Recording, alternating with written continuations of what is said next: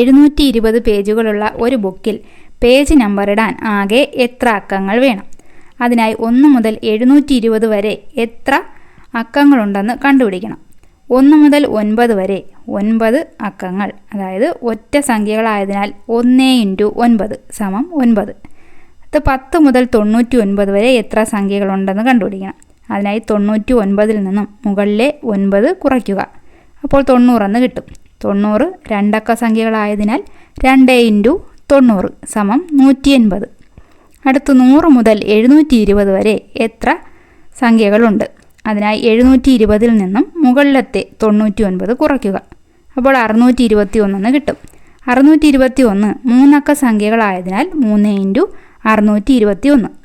ഇനി കിട്ടിയ സംഖ്യകളെല്ലാം കൂടി കൂട്ടുമ്പോൾ, അതായത് 1863, 180, 9 ഇത്രയും കൂട്ടുമ്പോൾ 2052 എന്ന് കിട്ടും. ആ കിട്ടിയ സംഖ്യയാണ് അക്കങ്ങളുടെ ആകെ എണ്ണം.